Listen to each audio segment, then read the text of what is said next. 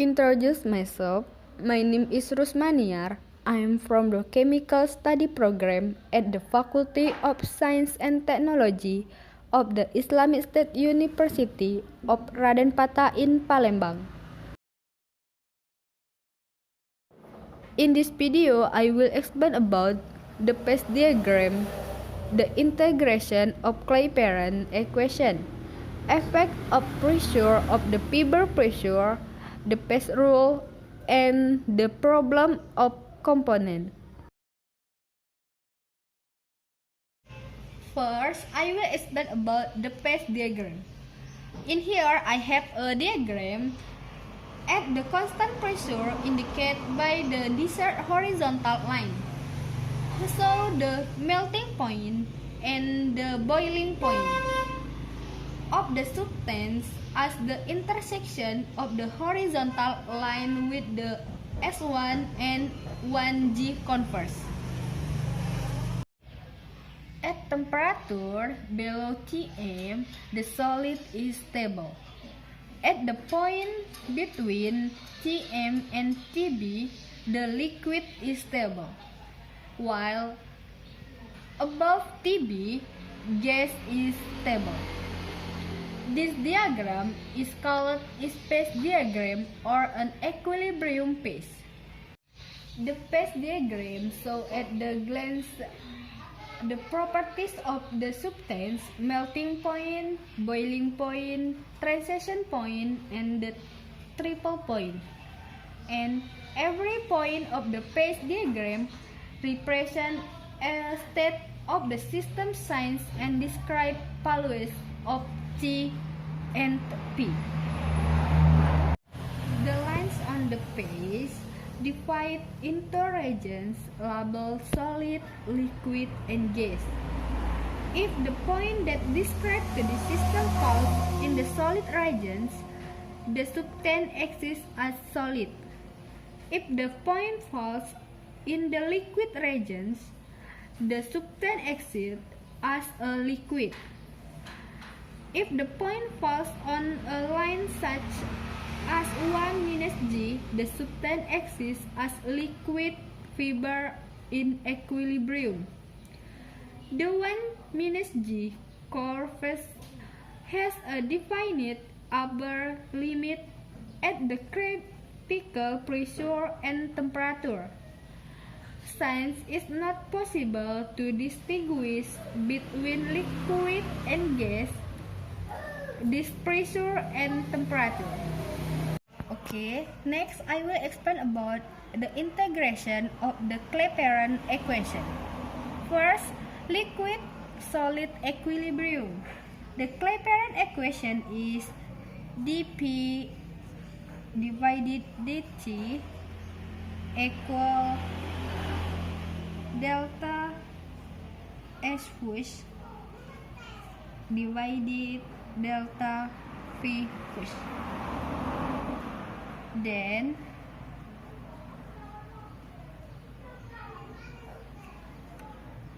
P2 P1 dP equal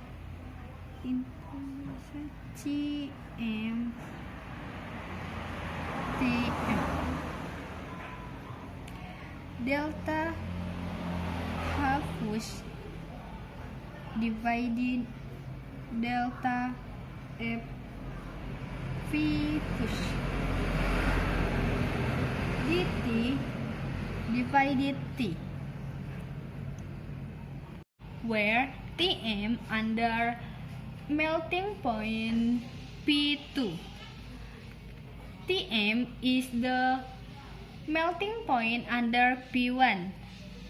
Since Tm minus Tm is usually quite small, the logarithm can be expanded to learn Tm divided Tm equal learn Tm plus Tm minus Tm divided Tm. Then becomes delta P equal delta half divided delta P equal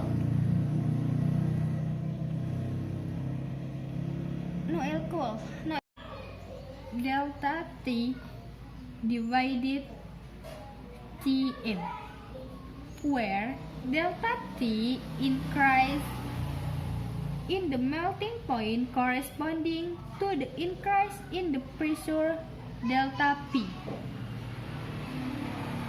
Okay, next, condensed phase gas equilibrium.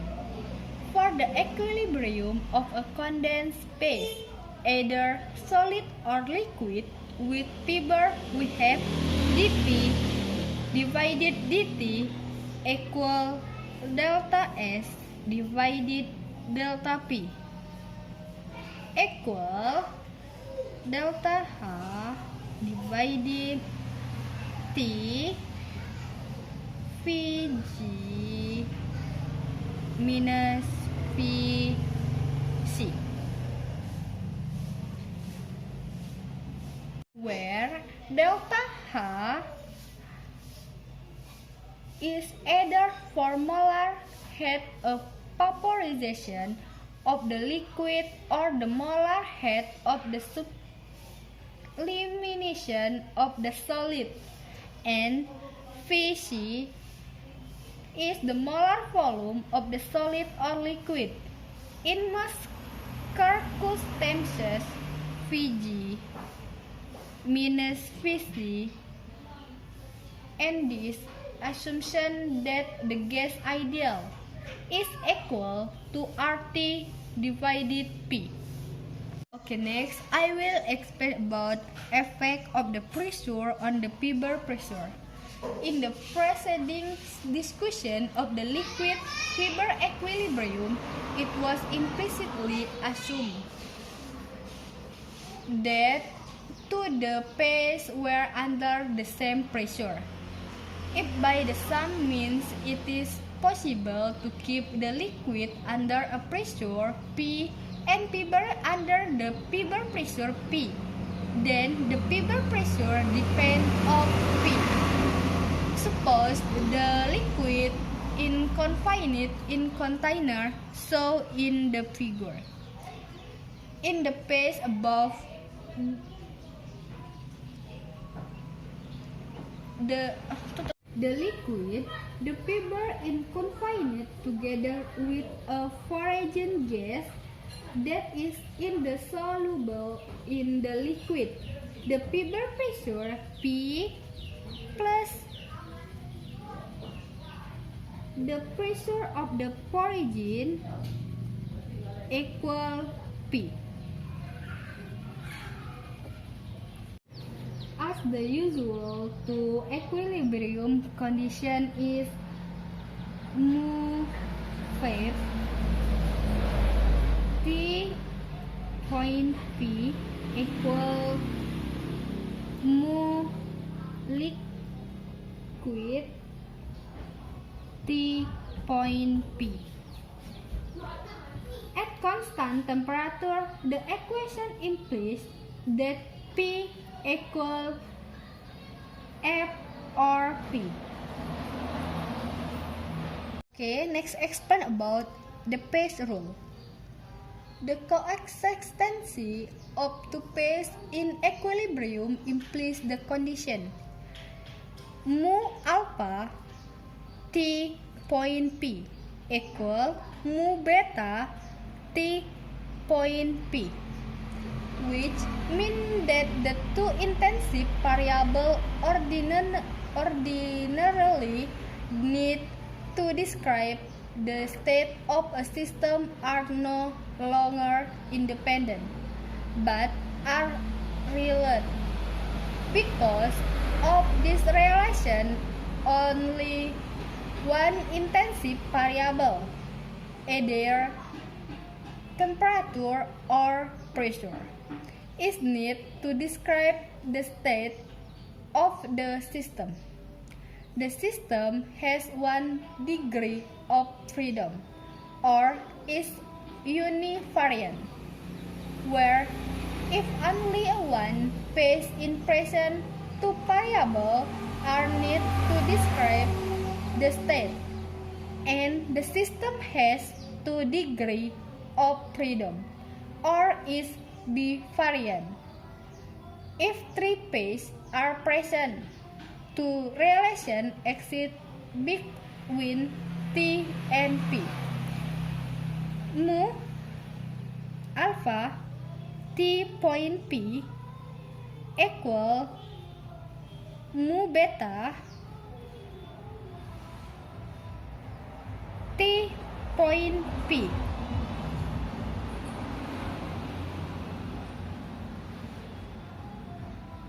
Thus, two relations determine T and P completely.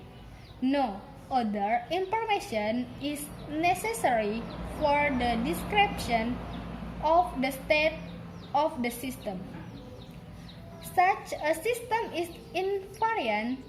It has no degree of freedom. Okay, this table is shown the relation between the number of degree freedom and number of phase present for a one-component system. The table suggests a rule relating the number of degree of freedom phi to number of phase P is present.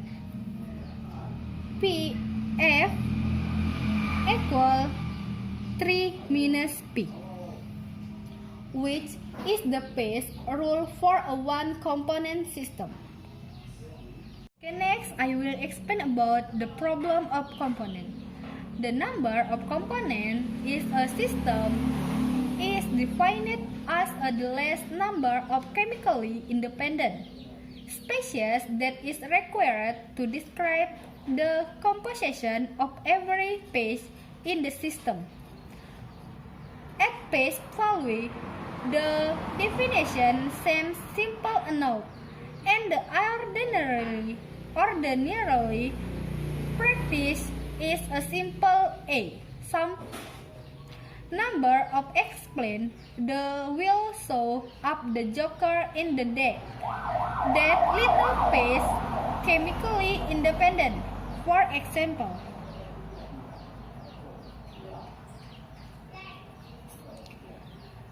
the system contains the special PCl5, VCl3, and Cl2. There are three species present but only two components because the equilibrium VCl5 refers back and forth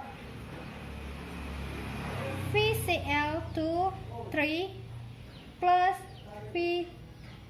VCl2 is established in system. One can alter the number of moles and any two these chemical individuals arbitrarily. The alteration in the number of moles and the third species is then fixed by the equilibrium condition Kx equal xPCl3 xPCl2 divided xPCl5.